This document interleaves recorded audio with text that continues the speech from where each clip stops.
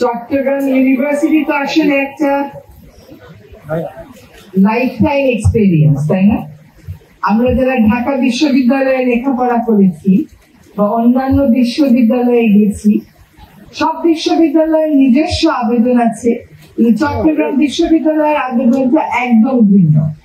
আর কোথায় বলেন মানুষ পাহাড় আর বনের মধ্যে শিক্ষা জীবন কাটায়, আর কোথায় বলেন মানুষ অতদিনের পুরনো রেল লাইন ধরে ধরে ওই ট্রেন ধরে ধরে আসে। আমি কিন্তু আপনাদের ওই ট্রেনেও চড়েছি, তো আমার খুব ভালো লেগেছে। ট্রেনটা পুরনো হলেও এটার মধ্যে যে একটা ঐতিহ্য আছে সেটা খুব ভালো লেগেছে। আজকে প্রথমে সম্মান জানাচ্ছি যে কীর্তিমান মানুষের জন্য আমরা একটা বিশ্ববিদ্যালয় প্রাঙ্গণে মানসম্মত গবেষণার কথা বলতে পারছি। অশেষ শ্রদ্ধা আমাদের সকলেরই পরম শ্রদ্ধেয় জামাল নজরুল ইসলাম ওনার প্রতি। ওনার রেখে যাওয়া যে পথ সেটা এখনো ধরে রাখা গেছে, সেটা এখনো শিক্ষার্থীদেরকে অনুপ্রাণিত করছে, শিক্ষক শিক্ষিকাদেরকে অনুপ্রাণিত করছে। এটাই একটা অনেক বড় পাওয়া। আপনি পৃথিবী থেকে চলে যাবেন, তারপরেও পৃথিবী আপনার কথা মনে রাখবে, এবং শুধু কথার মাধ্যমে না, কাজের মাধ্যমে মনে রাখবে। এরকম মানুষ কিন্তু বাংলাদেশে খুব কম এসেছে। আপনাদের চট্টগ্রামের ভাগ্য যে উনার মতন মানুষ আপনাদের এখানে এসেছে, আপনাদের এখানে সময় দিয়েছেন এবং এখানে গবেষণা প্রতিষ্ঠান স্থাপন করেছেন। আজকে যে স্পন্সর করেছেন সেই ফাউন্ডেশনকেও আন্তরিক ধন্যবাদ জানাই। আর ধন্যবাদ জানাই সাদাতকে, কারণ সে খুব অ্যাগ্রেসিভলি আমাকে ধরেছিল তোমার আসতেই হবে। তখন আমি ভাবলাম যে এখানে আমার সরকারের বেশ কয়েকটা অফিস যেহেতু আছে, আমি একবারে ওই কাজগুলো সেরে নিব। রিসার্চে একটু পরে যাই, সাধারণ কথা বলি, কারণ এই সুযোগটা আমি হাতছাড়া করতে চাই না। আচ্ছা বলেন যে এখানে আমরা বসে আছি, চতুর্দিকে গাছগাছালি, পাতা ঝরছে, কিন্তু একটা জিনিস খুব বিরক্তিকর মনে হচ্ছে। সেটা কোনটা? শব্দ দূষণ।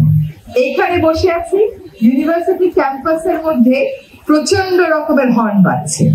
তো আমরা ঢাকাতে কিছু কাজ করেছি, আমি আশা করব চট্টগ্রাম বিশ্ববিদ্যালয়ে যদি আপনারা বিশ্ববিদ্যালয় ক্যাম্পাসে কাজটা করতে পারে এবং তারপরে ক্রমান্বয়ে চট্টগ্রামের প্রধান সড়কে করতে পারে, তাহলে মানুষের মাথায় অন্তত ঢুকবে যে হর্ন বাজানোটা অত্যন্ত ক্ষতিকর এবং এটা বেআইনি।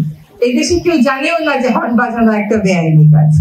তো প্রথমেই আমরা এনফোর্সমেন্টে না গিয়ে মানুষের মাথায় এটা দিতে হবে আমাদেরকে, যেটা একটা খারাপ কাজ। এটা না মানুষ, আমরা অভ্যাসের কারণে বাজাই।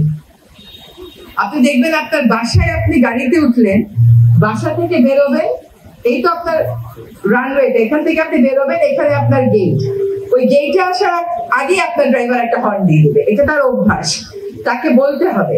তো আজকে থেকে যদি আমরা নিজের ড্রাইভারকে বলি যে গাড়িতে হর্ন বাজাবেন না, ড্রাইভার প্রথমে প্রতিবাদ করে বলবে যে না, হর্ন না বাজালে গাড়ি চালানো যায় না, এখানে রিক্সা চলে আসে, মানুষ চলে আসে, এখানে তো এসব কিছু হওয়ার কথা না। কতগুলো সড়ক তো রিক্সা মুক্ত, সেখানে তারা কেন হর্ন বাজায়? এটা আসলে অভ্যাস।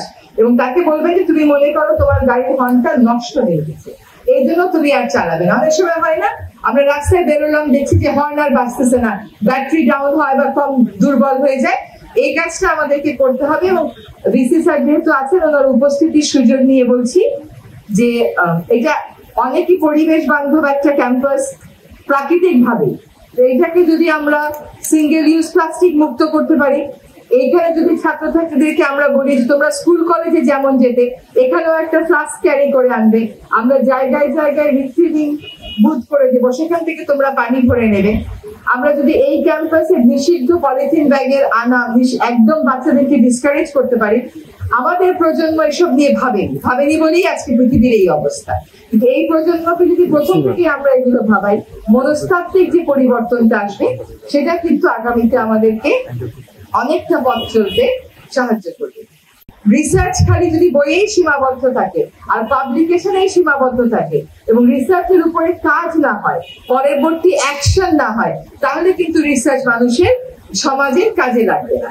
আমার বিশ্ববিদ্যালয় থেকে গবেষণা করে আমাকে জানান দেওয়া হলো যে লইট্টা শুটকির মধ্যে মাইক্রোপ্লাস্টিক আছে, তারপরে আমার বিশ্ববিদ্যালয়ে কেন একবার ব্যবহার্য পানির বোতল থাকবে, কেন সিঙ্গেল ইউজ আমাদের পলিথিন শপিং ব্যাগ থাকবে, কেন স্ট্র থাকবে, কেন এগুলোতে আমরা এভেইলেবল বিকল্পে যাব না। আমি একটা আশা অবশ্যই করতে পারি যে আপনাদের 4-5টা এনভায়রনমেন্ট ক্লাব আছে শুনলাম, গ্রিন ক্লাব আছে শুনলাম, তাদের মাধ্যমে হর্নের ব্যাপারে এবং সিঙ্গেল ইউজ প্লাস্টিকের ব্যাপারে আপনারা কাজ শুরু করবেন। আরেকটা অনুরোধ আমি সকালে করেছি যে আমাদের গাছের মধ্যে পেরেক ঠুকে ঠুকে বিজ্ঞাপন দেওয়া একটা অভ্যাস, এইটা ইজ অ্যান অফেন্স।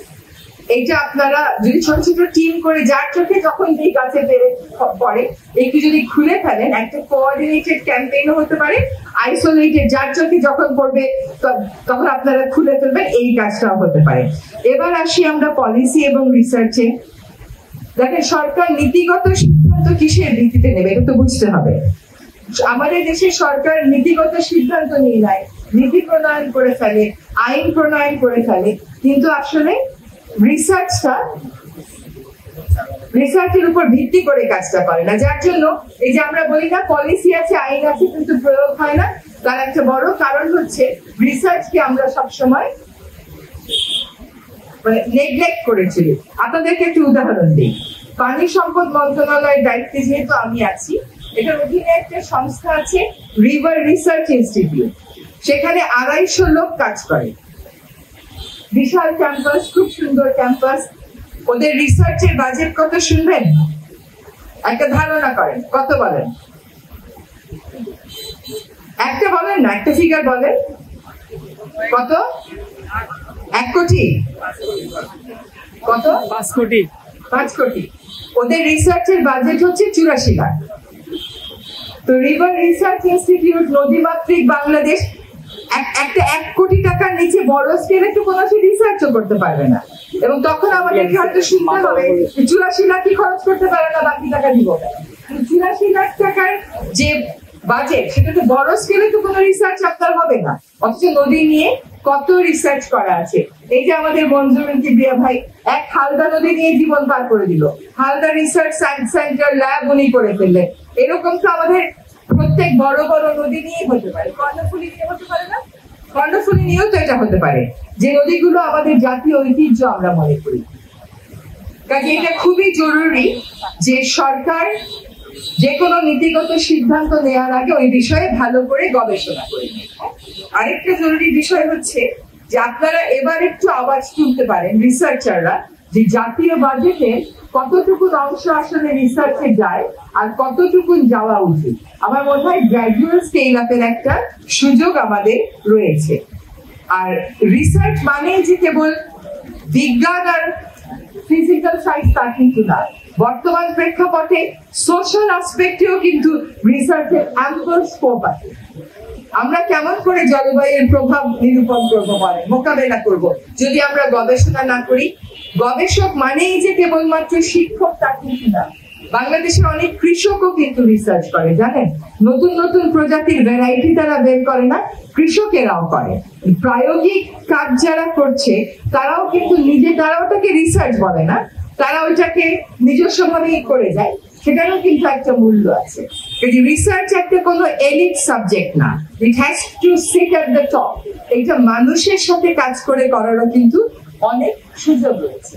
নীতি কেবলমাত্র জ্ঞানলব্ধ রিসার্চ থেকে আসে তা কিন্তু না, প্রায়োগিক রিসার্চ থেকেও আসবে।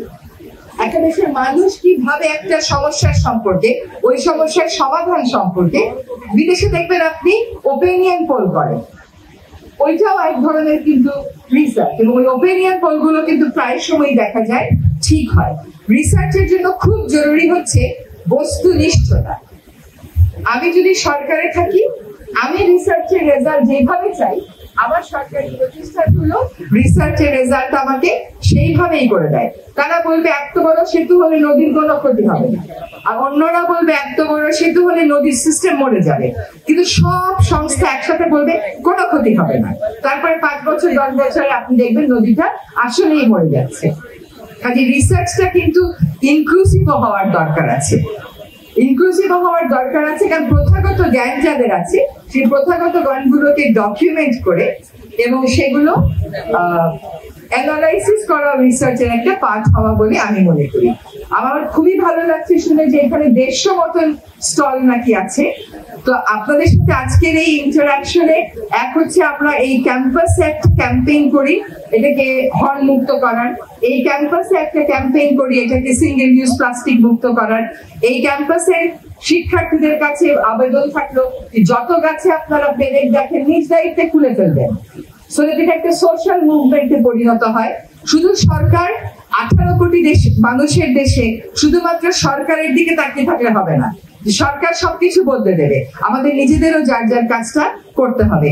যার যার গাড়িতে হর্ন বন্ধ, যার যার বাসায় পলিথিন শপিং ব্যাগ বন্ধ এবং পেরেকের গাছ থেকে পেরেক ঠোকার কাজটা আমরা শুরু করে দিই।